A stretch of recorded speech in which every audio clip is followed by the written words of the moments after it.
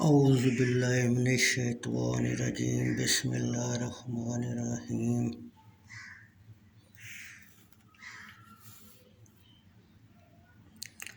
بخاری شریف جلد سوم حدیث نمبر 2215۔ ابن وہب عبداللہ مصری نے کہا، مجھے یونس بن یزید ایلی نے ابن شہاب سے خبر دی، انہوں نے کہا، مجھے عطا بن ابی رباح نے حضرت جابر بن عبداللہ رضی اللہ تعالیٰ عنہ سے خبر دی، انہوں نے کہا، نبی اکرم صلی اللہ علیہ وسلم نے فرمایا، جس نے تھوم یا پیاز کھایا وہ ہم سے علیحدہ رہے، یعنی ہمارے پاس حاضر ہونے اور نماز پڑھنے سے علیحدہ رہے، یا فرمایا ہماری سمجھ سے علیحدہ رہے اور اپنے گھر میں بیٹھا رہے۔ حضور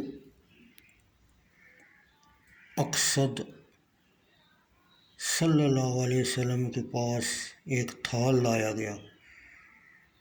ابن وہب نے کہا، یعنی تھال جس میں سرسبز و تازہ سبزیاں تھیں۔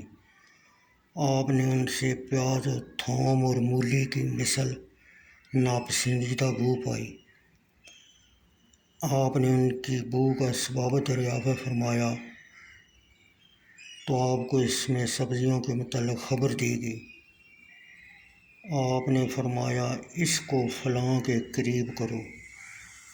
پس انہوں نے اس کو کسی صحابی مراد حضرت ابو ایوب انصاری رضی اللہ تعالیٰ عنہ کے قریب کیا جو آپ کے ساتھ تھا، اور کان ماہا، یہ راوی کا کلام ہے۔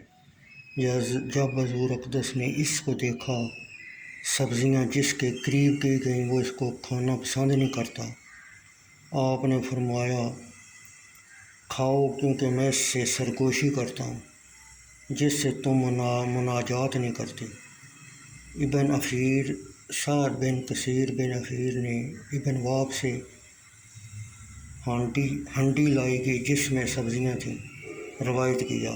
لیث بن سعد، ابو صفوان عبداللہ بن سعد البی دونوں نے یونس بن یزید ایلی سے روایت میں ہنڈی کا ذکر کیا نہیں کیا۔